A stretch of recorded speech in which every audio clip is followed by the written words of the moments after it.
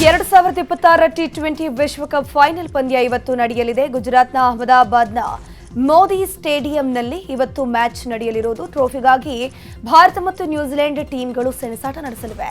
ಸಂಜೆ 7 ಗಂಟೆಗೆ ಆರಂಭವಾಗಲಿದ್ದು ಈ ರೋಚಕ ಪಂದ್ಯ ನೋಡೋಕೆ ದೇಶದ ಜನತೆ ಕಾತುರದಲ್ಲಿ ಕಾಯ್ತಿದ್ದಾರೆ. ಭಾರತ ತಂಡ ಸತತ 2ನೇ ಬಾರಿಗೆ ಟ್ರೋಫಿ ಎತ್ತೋಕೆ ನೋಡ್ತಿದ್ರೆ, ಇತ್ತ ನ್ಯೂಜಿಲೆಂಡ್ ಚೊಚ್ಚಲ ಟ್ರೋಫಿಗಾಗಿ ಎದುರು ನೋಡ್ತಿದೆ.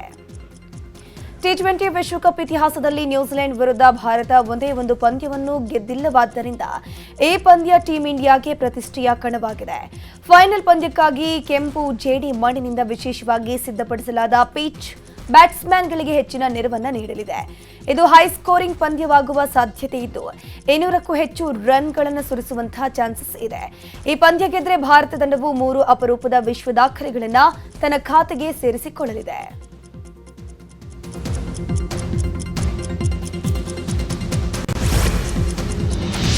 ಇವತ್ತು ಟಿ20 ವಿಶ್ವಕಪ್ ಕ್ರಿಕೆಟ್ ಫೈನಲ್ ಹಣಾಹಣಿ ಹಿನ್ನೆಲೆ ಬೆಂಗಳೂರಲ್ಲಿ ಪೊಲೀಸರು ಕಟ್ಟುನಿಟ್ಟಿನ ನಿಗಾ ವಹಿಸಿದ್ದಾರೆ. ಫೈನಲ್ ಪಂದ್ಯ ನೋಡೋಕೆ ಸ್ಕ್ರೀನ್ ಎಲ್ಇಡಿ ಅಳವಡಿಕೆ ಮಾಡಲಾಗಿದೆ. ಸ್ಕ್ರೀನ್ ಇರೋ ಕಡೆ ಎಸ್ಒಪಿ ಪಾಲಿಸೋಕೆ ಪೊಲೀಸ್ ಇಲಾಖೆ ಸೂಚನೆ ಕೊಟ್ಟಿದೆ. ಅಪಾರ್ಟ್ಮೆಂಟ್ ಗ್ರೌಂಡ್ಗಳಲ್ಲಿ ಕ್ಲಬ್ಗಳಲ್ಲಿ ಎಲ್ಇಡಿ ಸ್ಕ್ರೀನ್ ಅಳವಡಿಸುವ ಸಾಧ್ಯತೆ ಇದೆ. ಆದ್ದರಿಂದ ಸ್ಕ್ರೀನ್ ಎಲ್ಇಡಿ ಅಳವಡಿಕೆಗೆ ಸ್ಥಳೀಯ ಪೊಲೀಸರಿಗೆ ಮಾಹಿತಿ ಕೊಡಬೇಕು. ಎಷ್ಟು ಜನ ಸೇರ್ತಾರೆ, ವ್ಯವಸ್ಥೆ ಏನಿರುತ್ತೆ ಅನ್ನೋದ್ರ ಬಗ್ಗೆ ಮಾಹಿತಿ ಕೊಡಬೇಕು. ಮಹಿಳೆಯರು ಮಕ್ಕಳ ಸುರಕ್ಷತೆಯೇ ಕ್ರಮದ ಬಗ್ಗೆ ಪೊಲೀಸರಿಗೆ ಮೊದಲೇ ಮಾಹಿತಿ ನೀಡಿರಬೇಕು. ಅಲ್ಲದೆ ಸ್ಥಳೀಯ ಪೊಲೀಸರು ನಿಗಾ ವಹಿಸೋಕೆ ಸೂಚನೆ ಕೊಡಲಾಗಿದೆ. ಇನ್ನು ಐಪಿಎಸ್ ಅಧಿಕಾರಿಗಳು ಕೂಡ ಟೀಂ ಇಂಡಿಯಾಗೆ ಶುಭ ಹಾರೈಸಿದ್ದಾರೆ. ನಗರ ಪೊಲೀಸ್ ಆಯುಕ್ತ ಸೀಮಂತ್ ಕುಮಾರ್ ಸಿಂಗ್, ಡಿಐಜಿ ಚೇತನ್ ನ್ಯೂಸ್ 18 ಜೊತೆ ಮಾತನಾಡಿದ್ದು, ಇವತ್ತಿನ ಪಂದ್ಯದಲ್ಲಿ ಟೀಂ ಇಂಡಿಯಾ ಉತ್ತಮವಾಗಿ ಆಟ ಆಡಲಿದೆ, ಟೀಂ ಇಂಡಿಯಾ ಗೆಲುವು ಸಾಧಿಸಲಿ ಅಂತ ಶುಭ ಹಾರೈಸಿದ್ದಾರೆ. ಸರಿ, ವಿಶೇಷವಾಗಿ ಟೀಮ್ ಇಂಡಿಯಾ ಜೊತೆಗೆ ಯಾವಾಗಲೂ ನಮ್ಮದು ವಿಶೇಷ ಇರ್ತದೆ. ಮತ್ತೆ ಈ ಸರಿ ವಿಶೇಷವಾಗಿ ಇದೆ, ಯಾಕೆಂದ್ರೆ ನಾವು ಬಹಳ ಕುತೂಹಲದಿಂದ ಕಾದು ನೋಡ್ತಾ ಇದ್ದೀವಿ. ಖಂಡಿತ ಕಪ್ ನಮ್ದು ಬರುತ್ತೆ. Thank you. ಫೈನಲ್ ಮ್ಯಾಚ್ ಇದೆ, ಚೆನ್ನಾಗಿ ಆಡ್ತಾ ಇದ್ದಾರೆ. ಸೆಮಿಫೈನಲ್ಸ್ ತುಂಬಾ ಚೆನ್ನಾಗಿತ್ತು. ಫೈನಲ್ಸ್ ಇನ್ನೂ ಜೋರಾಗಿ ಆಗಲಿ, ಕೊನೆ ಓವರ್ ತನಕ ಹೋಗ್ಲಿ ಅಂತ ಹೇಳಿ ಆಶಿಸ್ತೀವಿ. ಖಂಡಿತ, ಯಾಕಂದ್ರೆ ಟಿ20 ಇರೋದೇ ಥ್ರಿಲ್ ಅಲ್ವಾ. ಸೊ ಕೊನೆ ತನಕ ಹೋಗ್ಲಿ, last ball, last wicket, last run. T20 world cup ಇದ್ದು ಅದರಲ್ಲಿ ಇಂಡಿಯಾ ನ್ಯೂಜಿಲೆಂಡ್ ಫೈನಲ್ ಬಂದಿದ್ದು 100% ನಮ್ಮ ಭಾರತ ಗೆಲ್ಲತ್ತೆ. ನಮ್ಮ ಟೀಮ್ ಇಂಡಿಯಾಗೆ ನಮ್ಮ ಟ್ರಾಫಿಕ್ ಪೊಲೀಸ್ ಕಥೆಯಿಂದ ಅಭಿನಂದನೆ ತಿಳಿಸಿ ಆಲ್ ದ ಬೆಸ್ಟ್ ತಿಳಿಸ್ಲಿಕ್ಕೆ ಇಚ್ಛೆ ಪಡ್ತೀನಿ. ಇಂಡಿಯಾ ಮತ್ತು ನ್ಯೂಜಿಲೆಂಡ್ ವರ್ಲ್ಡ್ ಕಪ್ ಫೈನಲ್ ಆಡ್ತಾ ಇದ್ದಾರೆ. ಅದು ಭಾಳ ಎಕ್ಸೈಟಿಂಗ್ ಮ್ಯಾಚ್ ಅಂತ ಅಂದ್ಕೊಂಡಿದ್ದೀವಿ. ಇಂಡಿಯಾ ಟೀಮ್ ಭಾಳ ಚೆನ್ನಾಗಿದೆ, ಬ್ಯಾಲೆನ್ಸ್ ಟೀಮ್ ಇದೆ. ಒಳ್ಳೊಳ್ಳೆ ಪ್ಲೇಯರ್ಸ್ಗಳು ಅವ್ರದ್ದು ಏನು ಕಾಂಟ್ರಿಬ್ಯೂಷನ್ ಕೊಡಬೇಕು ಕೊಡ್ತಾ ಇದ್ದಾರೆ. ಸಂಜು ಸ್ಯಾಮ್ಸನ್ ಇರ್ಬೋದು, ಬೂಮ್ರಾ ಇರ್ಬೋದು, ಹಾರ್ದಿಕ್ ಪಟೇಲ್ ಇರ್ಬೋದು, ಅಕ್ಷರ್ ಪಟೇಲ್ ಇರ್ಬೋದು, ಹಾರ್ದಿಕ್ ಪಾಂಡ್ಯ ಇರ್ಬೋದು, ಎಲ್ಲರೂ ಕೂಡ ಒಳ್ಳೆ ಕಾಂಟ್ರಿಬ್ಯೂಷನ್ ಕೊಡ್ತಾ ಇದ್ದಾರೆ. ಇದರಲ್ಲೂ ಕೂಡ ಎಲ್ಲರೂ ಚೆನ್ನಾಗಿ ಆಡಿ ಇಂಡಿಯಾ ಗೆಲ್ಲುತ್ತೆ ಅಂತ ಅಂದ್ಕೊಂಡಿದ್ದೀವಿ. ಇನ್ನು ಟಿ20 ವಿಶ್ವಕಪ್ನಲ್ಲಿ ಭಾರತ ಗೆಲ್ಲಲಿ ಅಂತ ಅಭಿಮಾನಿಗಳು ಹಾರೈಸಿದ್ದಾರೆ. ನ್ಯೂಸ್ 18 ಜೊತೆಗೆ ಶಿವಮೊಗ್ಗದ ಅಭಿಮಾನಿಗಳು ಮಾತನಾಡಿ, ಜೈ ಹೋ ಟೀಮ್ ಇಂಡಿಯಾ, ಎಲ್ಲ ಆಟಗಾರರು ಉತ್ತಮವಾಗಿ ಆಡೋ ನಿರೀಕ್ಷೆ ಇದೆ ಅಂತಂದ್ರು. ತುಂಬಾ ಫೈನಲ್ಸ್ ನಡೀತಾ ಇದೆ. 2 ಸಲ ಆಲ್ರೆಡಿ ಇಂಡಿಯಾ ಟ್ರೋಫಿ ಗೆದ್ದಿದೆ, 3ನೇ ಸಲ ಗೆಲ್ಲುತ್ತೆ ಅನ್ನೋ ತುಂಬಾ ಹೋಪ್ ಇದೆ. ಇವಾಗ ನಮ್ಮ ಇಂಡಿಯನ್ ಟೀಮ್ ಚೆನ್ನಾಗಿದೆ. ವರುಣ್ ಚಕ್ರವರ್ತಿ ಇದ್ದಾರೆ, ಬೂಮ್ರಾ ಇದ್ದಾರೆ, ಅಕ್ಷರ್ ಪಟೇಲ್ ಇದ್ದಾರೆ, ಹಾರ್ದಿಕ್ ಪಾಂಡ್ಯ ಇದ್ದಾರೆ, ಶಿವಮ್ ದುಬೆ ಇದ್ದಾರೆ. ಬೌಲಿಂಗ್ ಯೂನಿಟ್ ತುಂಬಾ ಚೆನ್ನಾಗಿದೆ. ಬ್ಯಾಟಿಂಗ್ ಅಲ್ಲಿ ಸಂಜು ಸ್ಯಾಮ್ಸನ್ ಇದ್ದಾರೆ, ಸೂರ್ಯಕುಮಾರ್ ಯಾದವ್ ಇದ್ದಾರೆ. ಇನ್ನೂ ಸ್ವಲ್ಪ ಜನ ಬ್ಯಾಟರ್ಸ್ ಎಫೆಕ್ಟ್ ಹಾಕಿದ್ರೆ ಕಪ್ ಗ್ಯಾರಂಟಿ ನಮ್ಮದೇ ಆಗುತ್ತೆ. ಲಾಸ್ಟ್ ಟೈಮ್ ಮ್ಯಾಚ್ ನೋಡಿದ್ವಿ, ಇಂಡಿಯಾ ವರ್ಸಸ್ ಇಂಗ್ಲೆಂಡ್ ಸೆಮಿಫೈನಲ್ಸ್ ತುಂಬಾ ಚೆನ್ನಾಗಾಯಿತು. ಆಲ್ ದ ಬೆಸ್ಟ್ ಇಂಡಿಯಾ, ಚೆನ್ನಾಗಿ ಆಡಿ ಕಪ್ ನಮ್ಮದೇ ಆಗಲಿ. ಚೆನ್ನಾಗಿ ಹೋಗ್ತಿದೆ, ವರ್ಲ್ಡ್ ಕಪ್ ಚೆನ್ನಾಗಿ ಪ್ರೊಸೀಡ್ ಆಗ್ತಿದೆ. ಎಲ್ಲರಲ್ಲೂ ಹೋಪ್ ಇದೆ, ಹಿಸ್ಟ್ರಿನ ರಿಪೀಟ್ ಮಾಡ್ತೀವಿ, ಹಿಸ್ಟ್ರಿನ ಡಿಫೀಟ್ ಮಾಡ್ತೀವಿ ಅಂತ. ಸೊ ಫೈನಲ್ ನ್ಯೂಜಿಲೆಂಡ್ ಮುಂದೆ ಆಡ್ತಿದ್ದೀವಿ. ಲಾಟ್ಸ್ ಆಫ್ ಎಕ್ಸ್ಪೆಕ್ಟೇಷನ್ಸ್ ಇದೆ ಎಲ್ಲರಲ್ಲೂ. ಎಲ್ಲ ಪ್ಲೇಯರ್ಸು ತುಂಬ ಚೆನ್ನಾಗಿ ಆಡ್ತಿದ್ದಾರೆ. ಅಭಿಷೇಕ್ ಶರ್ಮಾ ಬಗ್ಗೆ ತುಂಬ ಎಕ್ಸ್ಪೆಕ್ಟೇಷನ್ಸ್ ಇತ್ತು, ಬಟ್ ಈ ಸೀರೀಸ್ ಅಷ್ಟು ಕಾಣಿಲ್ಲ. ಗೊತ್ತಿಲ್ಲ, ಫೈನಲಿ ಚೆನ್ನಾಗಿ ಸ್ಟೆಪ್ ಔಟ್ ಆಗ್ಬೋದು ಅವರು. ಒಳ್ಳೆ ಪರ್ಫಾರ್ಮೆನ್ಸ್ ಬರ್ಬೋದು ಅವರಿಂದ. ಎಲ್ಲ ಬಾಯ್ಸು ಚೆನ್ನಾಗಿ ಆಡಿ ಈ ಸಲ ವರ್ಲ್ಡ್ ಕಪ್ ನಾವೇ ಗೆಲ್ಲೋ ಚಾನ್ಸಸ್ ಜಾಸ್ತಿ. ಮ್ಯಾಚ್ ಇದೆ, ಅದರಲ್ಲೂ ಅಷ್ಟೇ ಇಂಡಿಯಾ ಚೆನ್ನಾಗಿ ಆಡಿ ವಿನ್ ಆಗತ್ತೆ ಅಂತ ತುಂಬ ಎಕ್ಸ್ಪೆಕ್ಟೇಷನ್ ಇಟ್ಕೊಂಡಿದ್ದೀವಿ. ವಿನ್ ಆಗಲಿ, ಆಲ್ ದ ಬೆಸ್ಟ್. ತುಂಬ ಚೆನ್ನಾಗಿ ಆಡಲಿ. 1ನೇ ತರಗತಿ ಪ್ರವೇಶಕ್ಕೆ 6 ವರ್ಷ ವಯೋಮಿತಿ ಕಡ್ಡಾಯಗೊಳಿಸಿರೋ ಸರ್ಕಾರದ ಆದೇಶಕ್ಕೆ ಪೋಷಕರಿಂದ ಆಕ್ರೋಶ ವ್ಯಕ್ತವಾಗಿದೆ. ಹೀಗಾಗಿ ಇವತ್ತು ಪೋಷಕರು ಸಿಎಂ ಸಿದ್ದರಾಮಯ್ಯ ಅವರನ್ನ ಭೇಟಿಯಾಗಲಿದ್ದಾರೆ. 6 ವರ್ಷದ ನಿಯಮ ಸಡಿಲಿಕೆ ಮಾಡುವಂತೆ ಪೋಷಕರು ಸಿಎಂಗೆ ಮನವಿ ಮಾಡಲಿದ್ದಾರೆ. 90 ದಿನಗಳ ರಿಯಾಯಿತಿ ಕೊಡಬೇಕು. ರಿಯಾಯಿತಿ ಕೊಡೋದ್ರಿಂದ 2,30,000 ಮಕ್ಕಳ ಶೈಕ್ಷಣಿಕ ಬದುಕಿಗೆ ಸಹಾಯಕಾರಿಯಾಗುತ್ತೆ ಅಂತ ಸಿಎಂಗೆ ಪೋಷಕರು ಮನವಿ ಮಾಡಲಿದ್ದಾರೆ. ಒಂದ್ ಕಡೆ ಸಿಎಂ ಸಿದ್ದರಾಮಯ್ಯ ಹೈಕಮಾಂಡ್ ಒಪ್ಪಿದ್ರೆ ಇನ್ನೆರಡು ಬಜೆಟ್ ನಾನೇ ಮಂಡನೆ ಮಾಡ್ತೀನಿ ಅಂತ ಹೇಳಿದ್ರೆ, ಇತ್ತ ಡಿಸಿಎಂ ಡಿಕೆ ಶಿವಕುಮಾರ್ ಕುರ್ಚಿಗಾಗಿ ಕಸರತ್ತು ನಡೆಸುತ್ತಿದ್ದಾರೆ. ಸಿಎಂ ಬಜೆಟ್ ಮಂಡನೆ ಮಾಡಿದ ಬೆನ್ನಲ್ಲೇ ಡಿಸಿಎಂ ಡಿಕೆ ಶಿವಕುಮಾರ್ ಇವತ್ತು ದೆಹಲಿ ಯಾತ್ರೆಯನ್ನ ಕೈಗೊಳ್ಳಲಿದ್ದಾರೆ. ಇವತ್ತು ಕಲಬುರಗಿಯ ಚಿತ್ತಾಪುರದಲ್ಲಿ ವಿವಿಧ ಅಭಿವೃದ್ಧಿ ಕಾಮಗಾರಿಗಳ ಉದ್ಘಾಟನೆ ಮಾಡಿ ಅಲ್ಲಿಂದ ಎಐಸಿಸಿ ಅಧ್ಯಕ್ಷ ಮಲ್ಲಿಕಾರ್ಜುನ ಖರ್ಗೆ ಜೊತೆಗೆ ಡಿಕೆಶಿ ದೆಹಲಿಗೆ ಹೋಗಲಿದ್ದಾರೆ. ಹೈಕಮಾಂಡ್ ಜೊತೆಗೆ ಡಿಕೆ ಶಿವಕುಮಾರ್ ಅಧಿಕಾರ ಹಂಚಿಕೆ ಬಗ್ಗೆ ಚರ್ಚೆ ಮಾಡುವಂತಹ ಸಾಧ್ಯತೆ ಇದೆ.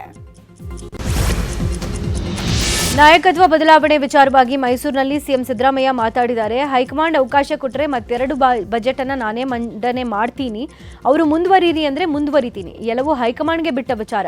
ಹೈಕಮಾಂಡ್ ಸಿಎಂ ಸೀಟ್ ಬಿಡಿ ಅಂತ ಅಂದ್ರೆ ಬಿಡ್ತೀನಿ, ಇಲ್ಲದೇ ಇದ್ರೆ ಬಿಡಲ್ಲ, ನನಗೆ ಹೈಕಮಾಂಡ್ ಮೇಲೆ ವಿಶ್ವಾಸ ಇದೆ ಅಂತ ಹೇಳಿದ್ದಾರೆ. ನಾಯಕತ್ವ ಬದಲಾವಣೆಯ ನಡುವೆಯೇ ಮತ್ತೆ ದಲಿತ ಸಿಎಂ ಕೂಗು ಮುನ್ನೆಲೆಗೆ ಬಂದಿದೆ. ಮಾದಾರ ಚೆನ್ನಯ್ಯ ಸ್ವಾಮೀಜಿ ದಲಿತ ಸಿಎಂ ಆಗಬೇಕು ಅಂತ ಇಂಗಿತವನ್ನ ವ್ಯಕ್ತಪಡಿಸಿದ್ದಾರೆ. ಬೆಂಗಳೂರು ಗ್ರಾಮಾಂತರ ಜಿಲ್ಲೆಯ ದೇವನಹಳ್ಳಿಯಲ್ಲಿ ಕೆಎಚ್ ಮುನಿಯಪ್ಪ ಹುಟ್ಟುಹಬ್ಬ ಕಾರ್ಯಕ್ರಮದಲ್ಲಿ ಭಾಗಿಯಾದ ಶ್ರೀಗಳು ಕೆಎಚ್ ಮುನಿಯಪ್ಪ ದಲಿತ ಸಿಎಂ ಆಗಲಿ ಅಂತ ಹಾರೈಸಿದ್ರು. ಸಚಿವ ಈಶ್ವರ್ ಖಂಡ್ರೆ ಬಳಿ ದಲಿತ ಸಿಎಂ ಕೂಗಿನ ಮನವಿಯನ್ನ ಮಾದಾರ ಚೆನ್ನಯ್ಯ ಸ್ವಾಮೀಜಿ ಮಾಡಿದ್ರು. ಕೆಎಚ್ ಮುನಿಯಪ್ಪ ಅವರಿಗೆ ಸಿಎಂ ಆಗೋ ಎಲ್ಲ ಅರ್ಹತೆ ಇದೆ, ಆದ್ರೆ ಅವರು ಮುಖ್ಯಮಂತ್ರಿ ಸ್ಥಾನ ಕೊಡಿ ಅಂತ ಎಲ್ಲೂ ಕೇಳಿಲ್ಲ ಅಂತ ಹೇಳಿದ್ರು. ರಾಜ್ಯ ಆಹಾರ ಸಚಿವ ಕೆಎಚ್ ಮುನಿಯಪ್ಪ ಹುಟ್ಟುಹಬ್ಬದ ಹಿನ್ನೆಲೆ ಮುನಿಯಪ್ಪ ಅಭಿಮಾನಿಗಳು ಅರ್ಥಪೂರ್ಣ ಹುಟ್ಟುಹಬ್ಬ ಆಚರಣೆ ಮಾಡಿದ್ದಾರೆ. ದೊಡ್ಡಬಳ್ಳಾಪುರ ಸರ್ಕಾರಿ ಆಸ್ಪತ್ರೆಯಲ್ಲಿ ಮುನಿಯಪ್ಪ ಅಭಿಮಾನಿಗಳು 100ಕ್ಕೂ ಹೆಚ್ಚು ರೋಗಿಗಳಿಗೆ ಹಣ್ಣಿನ ಕಿಟ್ ವಿತರಿಸಿದ್ದಾರೆ. ಇದೇ ವೇಳೆ ಮುನಿಯಪ್ಪ ಸಿಎಂ ಆಗಲಿ ಅಂತ ಒತ್ತಾಯ ಕೂಡ ಕೇಳಿಬಂತು. ಇತ್ತ ಕೋಲಾರದಲ್ಲೂ ಬೀದಿ ಬದಿ ವ್ಯಾಪಾರಿಗಳ ಸಂಘದ ವತಿಯಿಂದ ಮುನಿಯಪ್ಪ ಅವರ ಹುಟ್ಟುಹಬ್ಬ ಆಚರಣೆ ಮಾಡಲಾಗಿದೆ. ಆಟೋ ಚಾಲಕರಿಗೆ ಉಚಿತ ಸಮವಸ್ತ್ರ ವಿತರಿಸಿದ ಬೀದಿ ಬದಿ ವ್ಯಾಪಾರಿಗಳ ಸಂಘದ ನಾಯಕರು. ಆ ಬಳಿಕ ಉಚಿತ ಆರೋಗ್ಯ ತಪಾಸಣಾ ಶಿಬಿರ ಹಾಗೂ ರಕ್ತದಾನ ಶಿಬಿರ ಕಾರ್ಯಕ್ರಮ ಕೂಡ ಆಯೋಜನೆ ಮಾಡಿದರು. ದಕ್ಷಿಣ ಕನ್ನಡ ಜಿಲ್ಲೆಯ ಬಂಟ್ವಾಳದಲ್ಲಿ ಮಾಜಿ ಸಚಿವ ರಮಾನಾಥ್ ರೈ ನೇತೃತ್ವದ 15ನೇ ವರ್ಷದ ಮೂಡೂರು ಪಡೂರು ಜೋಡುಕೆರೆ ಕಂಬಳದಲ್ಲಿ ಸಿಎಂ ಸಿದ್ದರಾಮಯ್ಯ ಭಾಗಿಯಾಗಿದ್ದರು. ಕಾರ್ಯಕ್ರಮದಲ್ಲಿ ಕರಾವಳಿ ಕಾಂಗ್ರೆಸ್ ನಾಯಕರು ಸಿಎಂಗೆ ಸಾಥ್ ಕೊಟ್ಟರು. ಇನ್ನು ಕಾರ್ಯಕ್ರಮ ಉದ್ದೇಶಿಸಿ ಸಿಎಂ ಸಿದ್ದರಾಮಯ್ಯ ಮಾತನಾಡಿದ್ದು, ಬಜೆಟ್ ಮಂಡಿಸಿ ಬಂಟ್ವಾಳ ಕಂಬಳಕ್ಕೆ ಬರೋಕ್ಕಾಗತ್ತಾ ಇಲ್ವಾ ಎಂಬ ಅನುಮಾನ ಇತ್ತು. ಆದರೆ ಕಾರ್ಯಕ್ರಮಗಳನ್ನು ಮುಗಿಸಿ ಬಂಟ್ವಾಳಕ್ಕೆ ಬಂದಿದ್ದೀನಿ. ರಮಾನಾಥ ರೈ ಬಂಟ್ವಾಳಕ್ಕೆ ಸಾಕಷ್ಟು ಕೊಡುಗೆ ಕೊಟ್ಟಿದ್ದಾರೆ, ಅವರನ್ನು ನೀವು ಸೋಲಿಸಬಾರ್ದಿತ್ತು. ಮುಂದಿನ ಚುನಾವಣೆಯಲ್ಲಿ ರಮಾನಾಥ ರೈ ಮತ್ತೆ ಸ್ಪರ್ಧಿಸುತ್ತಾರೆ, ಅವರನ್ನ ಗೆಲ್ಲಿಸುವಂತಹ ಜವಾಬ್ದಾರಿ ನಿಮ್ಮದು. ಸರ್ಕಾರ ಕಂಬಳಕ್ಕೆ ಮುಂದೆಯೂ ಪ್ರೋತ್ಸಾಹ ನೀಡುತ್ತೆ ಅಂತಂದ್ರು. ಕೋಲಾರ ಜಿಲ್ಲೆಯ ಮಾಲೂರು ತಾಲೂಕಿನಲ್ಲಿ ಜೆಡಿಎಸ್ ಪಕ್ಷದ ವರಿಷ್ಠರ ವಿರುದ್ಧ ಬಿಜೆಪಿ ನಾಯಕರು ವಾಗ್ದಾಳಿ ಮುಂದುವರೆಸಿದ್ದಾರೆ. ಸ್ವಾಭಿಮಾನಿ ಜನತಾ ಪಕ್ಷದ ಹೂಡಿ ವಿಜಯ್ ಕುಮಾರ್ಗೆ ಜೆಡಿಎಸ್ಗೆ ಸೇರ್ಪಡೆ ಆಗಿದ್ದಾರೆ. ಮುಂದಿನ ಚುನಾವಣೆಯಲ್ಲಿ ವಿಜಯ್ ಕುಮಾರ್ಗೆ ಟಿಕೆಟ್ ಕೊಡ್ತೀವಿ ಅಂತ ಜೆಡಿಎಸ್ ಮುಖಂಡ ಕೃಷ್ಣಾರೆಡ್ಡಿ ಹೇಳಿದ್ದಾರೆ. ನಮ್ಮ ಬಳಿ ಯಾವುದೇ ಚರ್ಚೆ ನಡೆಸದೆ ಅವರು ಈ ರೀತಿ ಹೇಳಿಕೆ ಕೊಡೋದು ಸರಿಯಲ್ಲ ಅಂತ ಬಿಜೆಪಿ ಲೀಡರ್ಸ್ ಹೇಳ್ತಿದ್ದಾರೆ. ಇದೇ ರೀತಿ ಹೇಳಿಕೆ ಮುಂದುವರೆಸಿದಲ್ಲಿ ಮೈತ್ರಿಕೂಟಕ್ಕೆ ಹಿನ್ನಡೆ ಆಗುತ್ತೆ ಅಂತ ಬಿಜೆಪಿ ನಾಯಕರು ಅಸಮಾಧಾನ ಹೊರಹಾಕಿದ್ದಾರೆ. ಗ್ರೇಟರ್ ಬೆಂಗಳೂರು 5 ಪಾಲಿಕೆಯ ವಾರ್ಡ್ ವಾರು ಮೀಸಲಾತಿಗೆ ಅಂತಿಮ ಅಧಿಸೂಚನೆ ಪ್ರಕಟಿಸಲಾಗಿದೆ. 369 ವಾರ್ಡ್ಗೆ ಮೀಸಲಾತಿಗೆ ಅಧಿಸೂಚನೆಯನ್ನು ಸರ್ಕಾರ ಹೊರಡಿಸಿದೆ. 8/1/2026 ವಾರ್ಡ್ ವಾರು ಮೀಸಲಾತಿ ಪ್ರಕಟಿಸಿದ ಸರ್ಕಾರ 23/1/2026 ಆಕ್ಷೇಪಣೆ ಸಲ್ಲಿಕೆಗೆ ಕಾಲಾವಕಾಶ ನೀಡಿತ್ತು. ಇದೀಗ ಕೆಲ ಆಕ್ಷೇಪಣೆ ಪರಿಶೀಲಿಸಿ ಅಂತಿಮವಾಗಿ ಮೀಸಲಾತಿಗೆ ಅಧಿಸೂಚನೆಯನ್ನು ಹೊರಡಿಸಲಾಗಿದೆ. ಕಾರವಾರದ ಕದಂಬ ನೌಕಾನೆಲೆ ನಿರಾಶ್ರಿತರಿಗೆ ಹೆಚ್ಚುವರಿ ಪರಿಹಾರ ವಿತರಣೆ ಮಾಡಲಾಗಿದೆ. ಕಳೆದ 30 ವರ್ಷದಿಂದ ನ್ಯಾಯಾಲಯದಲ್ಲಿ ನೆನೆಗುದಿಗೆ ಬಿದ್ದ ಪರಿಹಾರ ಪ್ರಕರಣ ಈಗ ಇತ್ಯರ್ಥವಾಗಿ ಪರಿಹಾರ ಬಿಡುಗಡೆ ಮಾಡಲಾಗಿದೆ. ಸಂಸದ ವಿಶ್ವೇಶ್ವರ ಹೆಗಡೆ ಕಾಗೇರಿ ಹಾಗೂ ಕಾರವಾರದಲ್ಲಿ ಜಿಲ್ಲಾಧಿಕಾರಿ ಲಕ್ಷ್ಮೀಪ್ರಿಯಾ ಸೇರಿ ಹಿರಿಯ ಕಿರಿಯ ಅಧಿಕಾರಿಗಳ ನೇತೃತ್ವದಲ್ಲಿ ಪರಿಹಾರದ ಚೆಕ್ ವಿತರಿಸಿದ್ದು, ಕೆಲವರಿಗೆ ನೇರವಾಗಿ ಬ್ಯಾಂಕ್ ಖಾತೆಗೆ ಹಣ ವರ್ಗಾವಣೆ ಮಾಡಲಾಗಿದೆ. ಕೊಲೆ ಬೆದರಿಕೆ ಹಾಕಿರೋ ಆರೋಪ ಸಂಬಂಧ ಬಿಗ್ ಬಾಸ್ ಮಾಜಿ ಸ್ಪರ್ಧಿ ರಜತ್ ವಿರುದ್ಧ ಡಾಗ್ ಸತೀಶ್ ದೂರನ್ನ ಕೊಟ್ಟಿದ್ದಾರೆ. ಬೆಂಗಳೂರಿನ ಚಾಮರಾಜಪೇಟೆ ಪೊಲೀಸ್ ಠಾಣೆಯಲ್ಲಿ ದೂರು ದಾಖಲಾಗಿದೆ. ಪ್ರಕರಣ ಸಂಬಂಧ ಮಾತನಾಡಿದ ಡಾಗ್ ಸತೀಶ್, ರಜತ್ ನನಗೆ ಪರಿಚಯನೇ ಇರಲಿಲ್ಲ, ಬಿಗ್ ಬಾಸ್ ಅಲ್ಲಿದ್ರು ಅಂತ ಮಾತ್ರ ಗೊತ್ತು. ಒಮ್ಮೆ ಇಂಟರ್ವ್ಯೂಗೆ ನನ್ನನ್ನು ಕರೆದಿದ್ರು, ಅದನ್ನ ತಿರುಚಿ ಪೋಸ್ಟ್ ಮಾಡೋ ಕೆಲಸ ಮಾಡಿದ್ರು. ನನ್ನ ಮನೆ ಅಡ್ರೆಸ್ ಹೇಳಿದ್ರೆ 20,000 ಕೊಡ್ತೀನಿ ಅಂತಿದ್ರು. ಕೊಲೆ ಬೆದರಿಕೆ ಹಾಕಿರೋ ಸಂಬಂಧ ದೂರನ್ನ ಕೊಟ್ಟಿದ್ದೀನಿ ಅಂತ ಹೇಳಿದ್ದಾರೆ. ಸಿಮ್ ಅಪ್ಗ್ರೇಡ್ ಹೆಸರಲ್ಲಿ ವ್ಯಕ್ತಿಯೊಬ್ಬರಿಗೆ ಲಕ್ಷಾಂತರ ಹಣ ವಂಚಿಸಿರೋ ಘಟನೆ ಹುಬ್ಬಳ್ಳಿಯಲ್ಲಿ ನಡೆದಿದೆ. ಬರೋಬ್ಬರಿ 5.56 ಲಕ್ಷ ರೂಪಾಯಿ ವರ್ಗಾಯಿಸಿಕೊಂಡು ವಂಚನೆ ಮಾಡಲಾಗಿದೆ. ವಂಚನೆಗೊಳಗಾದ ವ್ಯಕ್ತಿಯನ್ನ ನರೇಂದ್ರ ಅಂತ ಗುರುತಿಸಲಾಗಿದೆ. ಸಿಮ್ ಅಪ್ಗ್ರೇಡ್ ವಿಚಾರವಾಗಿ ಮೆಸೇಜ್ ಬಂದಿತ್ತು, ಆದರೆ ಯಾವುದೇ OTP ಕೂಡ ಬಂದಿರಲಿಲ್ಲ. ನಂತರ ವಿವಿಧ ಖಾತೆಗಳಿಂದ 5,56,800 ರೂಪಾಯಿ ವರ್ಗಾಯಿಸಿಕೊಂಡು ವಂಚನೆ ಮಾಡಲಾಗಿದೆ. ಸೈಬರ್ ಕ್ರೈಮ್ ಪೊಲೀಸ್ ಠಾಣೆಯಲ್ಲಿ ಪ್ರಕರಣ ದಾಖಲಿಸಿಕೊಂಡು ತನಿಖೆ ಮಾಡಲಾಗ್ತಾ ಇದೆ. ಬೆಂಗಳೂರಿನ HAL ಪೊಲೀಸ್ ಠಾಣಾ ವ್ಯಾಪ್ತಿಯಲ್ಲಿ ACS ಲೇಔಟ್ನಲ್ಲಿ ಕದೀಮರ ಹಾವಳಿ ಮಿತಿ ಮೀರಿದೆ. ರಾತ್ರಿ ಹೊತ್ತಲ್ಲಿ ಸೈಲೆಂಟ್ ಆಗಿ ಏರಿಯಾಗೆ ಗ್ಯಾಂಗ್ ಎಂಟ್ರಿ ಕೊಟ್ಟು ಮನೆಯ ಬೀಗವನ್ನು ಮುರಿದು ಕಳ್ಳತನ ಮಾಡಿ ಪರಾರಿಯಾಗಿದ್ದಾರೆ. ಚಪ್ಪಲಿ ಹಾಕೊಂಡ್ರೆ ಶಬ್ದ ಬರುತ್ತೆ ಅಂತ ಬರೀ ಕಾಲಲ್ಲಿ ಬಂದು ಕಳ್ಳರು ಮನೆಯ ಗೇಟ್ ಮೇಲೆ ಹತ್ತಿ ಮನೆ ಬಾಗಿಲು ತೆಗೆಯೋಕೆ ಸರ್ಕಸ್ ಪಟ್ಟಿದ್ದಾರೆ. ಇಂತಹ ಘಟನೆಗಳು ಪದೇ ಪದೇ ಬೆಳಕಿಗೆ ಬರ್ತಿದ್ದು ಆರೋಪಿಗಳನ್ನು ಬಂಧಿಸುವಂತೆ ಸ್ಥಳೀಯರು ಮನವಿಯನ್ನು ಮಾಡಿಕೊಂಡರು. ಮಾರಕಾಸ್ತ್ರ ತೋರಿಸಿ ದರೋಡೆ ಮಾಡಿದ ಖದೀಮನನ್ನ ಹೆಡೆಮುರಿ ಕಟ್ಟುವಲ್ಲಿ ಬೆಳಗಾವಿ ಜಿಲ್ಲೆಯ ಕಾಗವಾಡ ಪೊಲೀಸರು ಯಶಸ್ವಿಯಾಗಿದ್ದಾರೆ.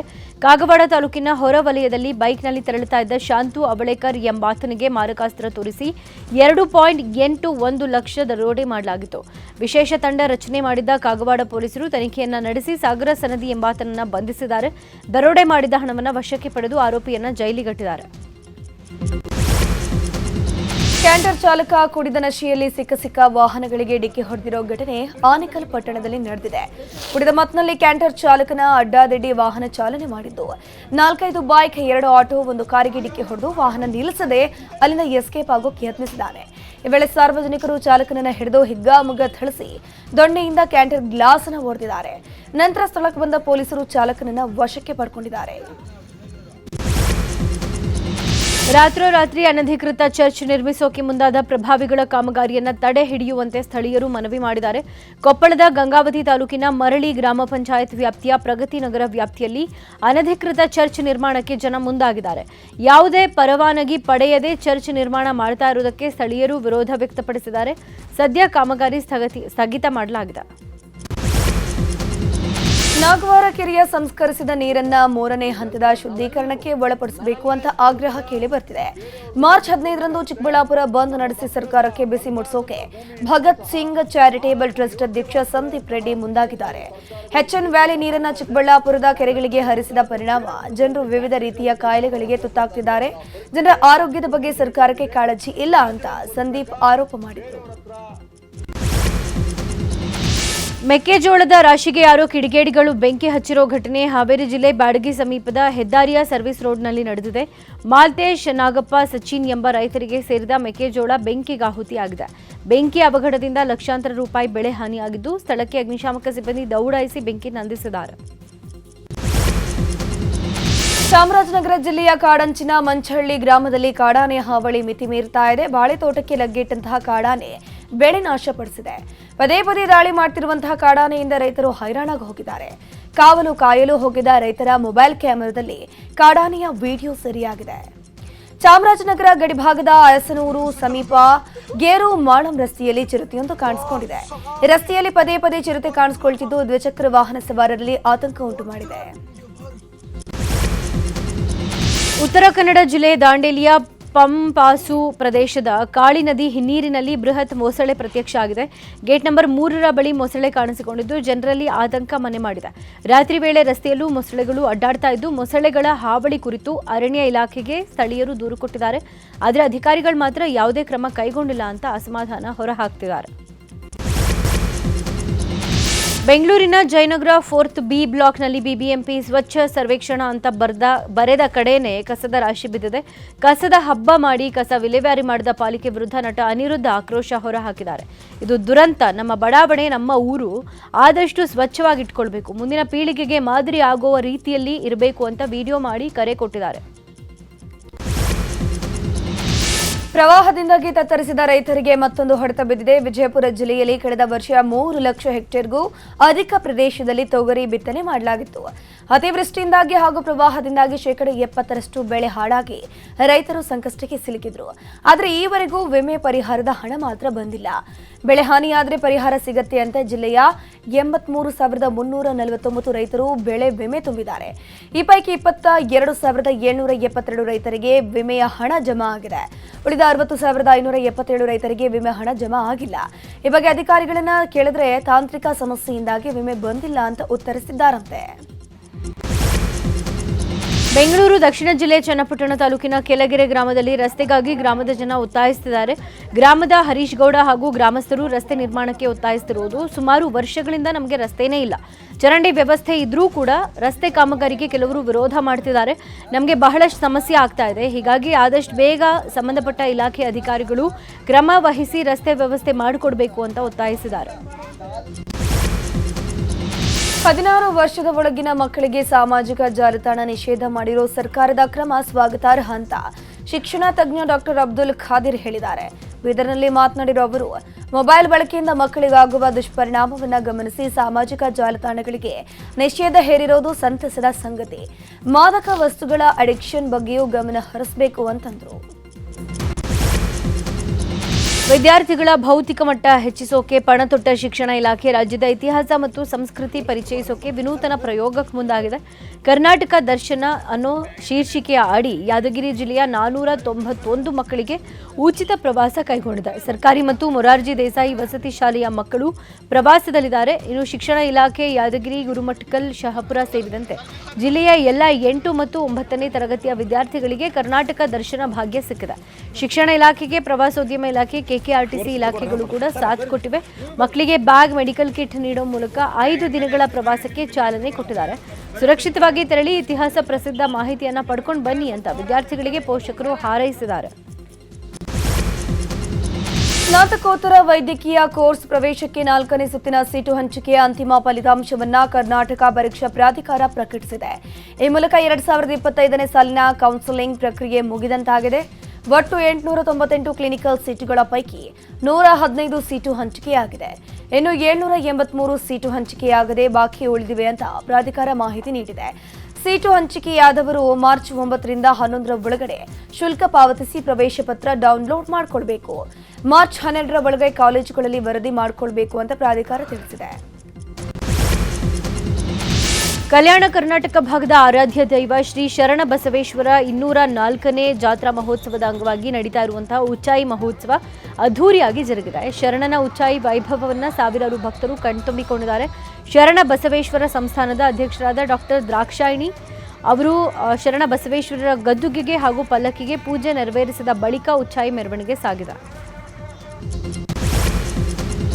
ಟಾಕ್ಸಿಕ್ ಪೋಸ್ಟ್ ಪ್ರೊಡಕ್ಷನ್ ಕೆಲಸದಲ್ಲಿ ನಟ ಯಶ್ ಬ್ಯುಸಿಯಾಗಿದ್ದಾರೆ. ಕೆಲಸದ ನಡುವೆಯೂ ಯಶ್ ತನ್ನ ಮಡದಿಯ ಬರ್ತ್ಡೇಯನ್ನು ಅದ್ದೂರಿಯಾಗಿ ಸೆಲೆಬ್ರೇಟ್ ಮಾಡಿದ್ರು. 42ನೇ ವರ್ಷಕ್ಕೆ ಕಾಲಿಟ್ಟಿರೋ ರಾಧಿಕಾ ಅವರ ಹುಟ್ಟುಹಬ್ಬವನ್ನು ನಿನ್ನೆ ಯಶ್ ಆಚರಿಸಿದರು.